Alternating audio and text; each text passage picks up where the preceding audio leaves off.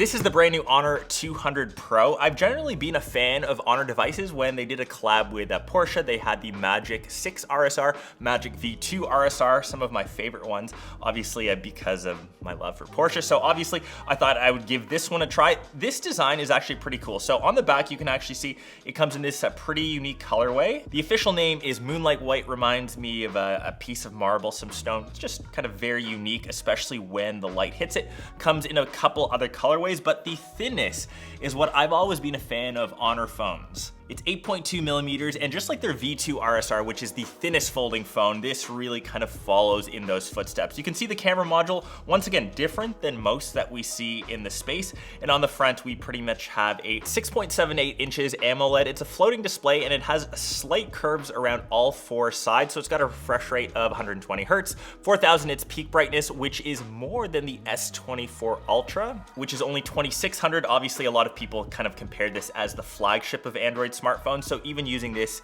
in a natural daylight, I was actually at a shoot with Shell. We were shooting some content and it was super sunny, super bright outside. Snapping photos, using the phone, I was able to see everything on the display completely fine.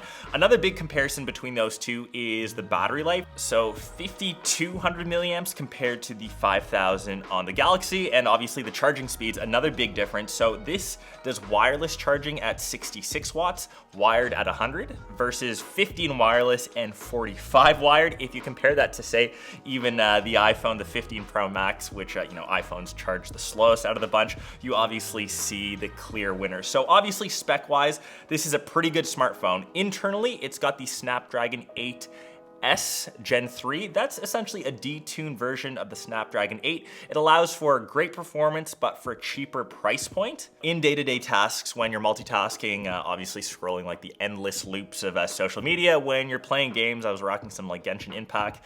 I'm honestly sometimes just a fan of good old Candy Crush. Honestly, the performance, even when you're holding them side by side, feel pretty much identical. So you're getting similar performance for a cheaper price, which this kind of comes in at $300 to $400 cheaper than the S24 Ultra. And with that extra money, I usually say you can buy extra accessories like a pair of earbuds. You can just buy other tech. You can buy even a lower budget phone as a secondary burner. And even inside of the box, this does come with a clear case. Once again, it's still including some of the essentials that we used to get 5-6 years ago, as most companies kind of shift away from that. So big props to Honor for that. A big component though of this phone is the camera. So they've kind of partnered with Studio Hardcore. Forgive the pronunciation, not French. It's a famous French photography studio. They've specialized in taking some really iconic portrait shots with a very specific color. So in the portrait section, you can actually see the Studio Hardcore profile. Within it, it has the 3 different settings of vibrant, color, and my classic for portraits, it's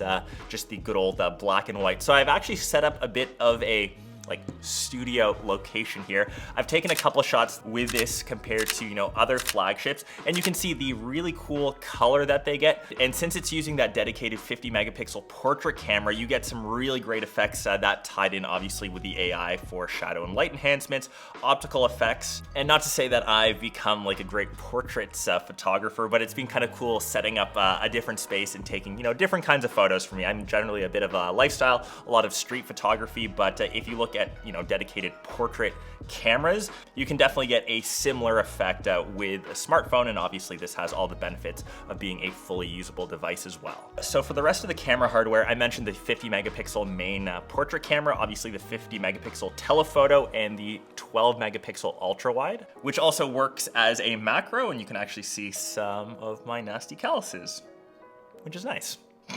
And on the front, it's also a 50 megapixel portrait camera. And funnily enough, a lot of people kind of talk about Dynamic Island. Technically, Honor introduced this first, which is called Magic Capsule. So when you're running an app, something as simple as like a stopwatch, that kind of appears and you can click on it, interact with the app. And don't listen to iPhone fanboys that love Dynamic Island. Remember, these are the guys that came out with it first. And honestly, one of the biggest day-to-day things I've noticed with this phone has been how good the battery's been. So obviously I mentioned the size, so 5200, it's a silicon carbon battery, but it also has a built-in vapor chamber, which helps with heat dissipation. So yesterday, it was like 35, 40 degrees with extreme humidity in the city. We were using it in like direct sunlight. Even while I was pushing it with the screen fully maxed out, the phone didn't get hot. I didn't notice the battery would drop at any point, and it still has the option to charge quickly. So even if you're an extreme, like heavy power user, you can quickly juice this up in 15 to 20 minutes. And even if you're on the go, it has reverse wireless charging. And something related to that, when my earbuds died in that heat, I was able to use reverse wireless charging to quickly juice that up. So another nice little tech feature. Once again, something not really found in a price point of this phone, so super dope. And to wrap up the rest of the specs, it's got like 12 gigs of RAM, 512 gigs of storage. It is running on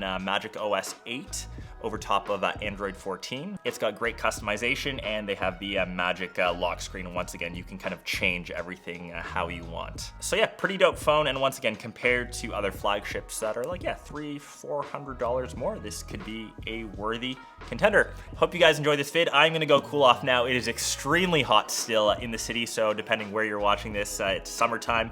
Hopefully you're staying nice and cool as well. I'll catch the rest of you in one of my next vids. Peace.